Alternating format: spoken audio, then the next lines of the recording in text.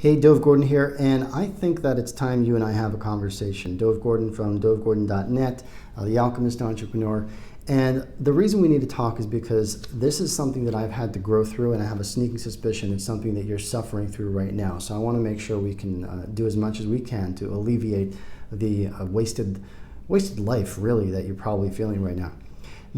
The situation you're probably in is that you're a coach, a consultant, an expert, and you're probably really good at what you do. You rank high in skill. You're probably really good. You care about your ideal clients. You're probably ready to work really hard. You rank really high in all of those. But when it comes to your influence, your impact, and your income, you're probably ranking far lower than you should be. You probably feel like you're way below your potential. And I have a sneaking suspicion, just like I did for many years, is that you've tried many things. And it gets so frustrating that you just want to scream, makes you want to scream.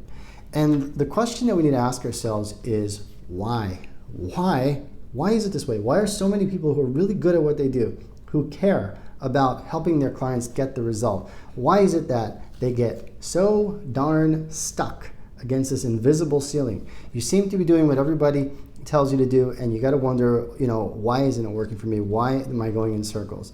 Maybe you're in a corporate job and you want to be able to quit your job and start your own consulting or coaching business, and you're wondering, how can I create, or can I ever recreate my corporate salary as an independent consultant, as a coach? And you start to wonder if also all the things that you've been trying, or you've seen others try and struggle with, am I doomed like Sisyphus to just keep pushing that boulder up the hill and watch it roll back down, or is there an answer?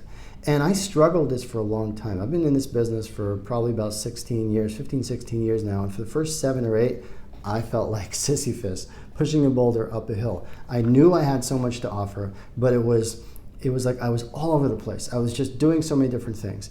And what I eventually came to understand is that and all those things, they were not adding up. I came to understand that there are 2 paths to succeed as an expert, as a consultant, as a coach. There's the path of the charismatic guru, who you may recognize, and many people find themselves on that path unwittingly, even without realizing it. Alternatively, there's the path of mastery. And I'm very grateful that I discovered this at some point, because there are a lot of us who do not belong on the path of the charismatic guru. We belong on the path of mastery. And as soon as we get off that path, we are in a situation where we can start to thrive. Now, how do you know if you're on the path of the charismatic guru? Well, if you find yourself being torn or trying to follow advice, do things where you think to yourself, oh, that's just not me. I just don't want to, and I don't want to have to do that in order to get clients. You feel like you're just being asked or recommended to do things you don't really believe in. And it doesn't really matter what your expertise is, whether you're a surgeon, whether you're an executive coach, whether you're a logistics consultant, an aquaculture engineer, any kind of expertise where you really can have a transformative impact on your ideal client. What I'm going to share with you is relevant. If you can really change someone's life or their business with your expertise, then stay tuned, continue with this, because it's relevant. If not, then great, go on. Now, what I realized is that there are 2 different types of activities, for the most part, in human endeavors. You can think of it as there are simple activities like flipping a light switch. You flip it on, it goes on. You flip it off, it goes off. You don't have to understand electricity. You don't have to understand how light bulbs work. You don't have to understand anything. You just have to know that if you flip the switch, it goes on or off. That is kind of really simple activities. Then there are activities that are far more subtle, such as heart surgery, for example, right? So activities that are far more subtle, such as heart surgery, it's a lot more involved. I mean, you're never going to have somebody come and say, hey, did you just see that beautiful heart surgery I did? Yeah, you saw what I did? Yeah, it was really nice. Well, why don't you come and you do the next one? I mean, you saw me do it, now you can do it. Just follow my blueprint, right? Just bing, bing, bing, do what I did, right? No, we would never have that. And the question I want to ask you is this. In your view, is creating a marketing funnel, creating a thriving business on the back of your expertise, creating a consistent flow of your ideal clients, is this closer to a simple activity? Is it more like flipping a light switch? Or is it something more subtle where maybe it's not quite the same as heart surgery, but clearly it's more nuanced. There's a subtlety to it. And obviously, you know what I think, and that is, our view is it's more subtle. And whenever you're trying to tackle a more subtle activity in life, you have to realize that there are 3 levels you've got to work on. There's level 1, the underlying foundation. the underlying structure. That's what's beneath the surface. That's what's really determining what's going on. And when you got to be aware of it, you got to be knowledgeable about it. You got to be able to see it. And when you can see it, right, then you build a process that enables you to work with it and to influence it and to lead it. That's the process you'd follow.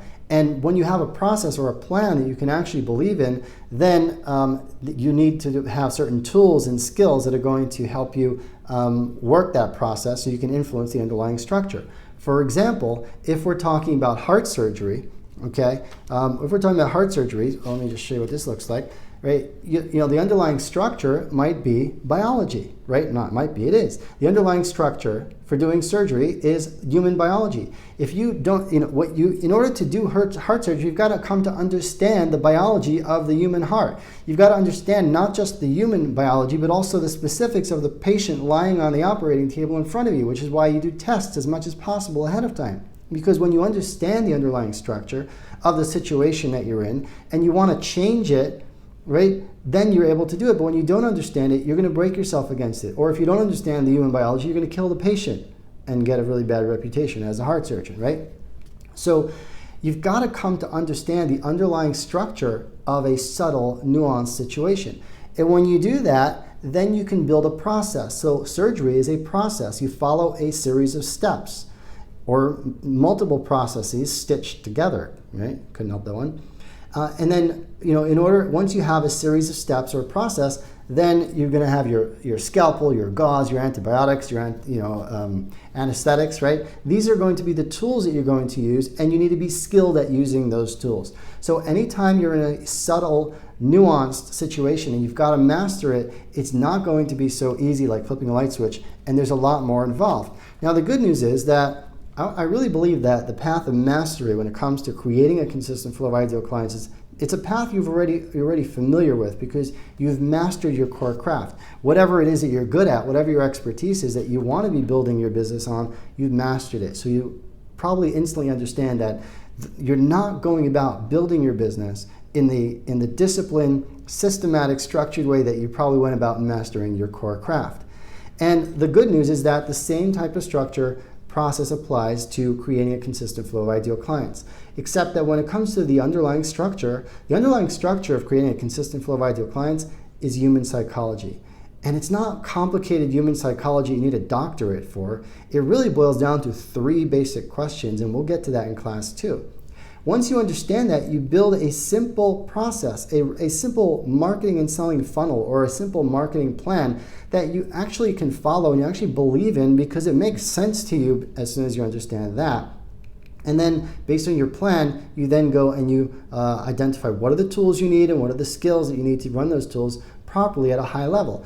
And it really works very simply when you do this. So my point really is that you no longer need to go ahead and hope that all these things you're doing to get clients are going to work, and you can really pretty quickly get to a place where you know all the things that you're doing are going to work.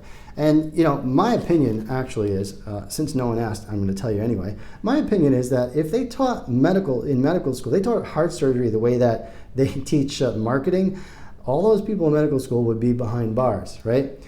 Because it's just so irresponsible. And in my view, you should not be struggling to create a consistent flow of ideal clients. You should not be struggling, and the good news is you do not have to be struggling. And that's why I'm going to tell you right now that coming up next, class number 2, is we're going to talk about how to create a simple marketing and selling plan, a process that you can actually believe in. So that you wake up in the morning, you sit down in your office, and the work you're doing, or at the coffee shop, that's where I go first thing in the morning, and the work you're doing is actually adding up. And it's work that you can believe in because you see how it makes sense. And even though you're not going to get it right the first time and you're going to make mistakes and there can be setbacks, but that's life. You're not going to master anything the first time you try it. Anyway, a lot more about that in class number 2. Go to class number 2. I'll see you there.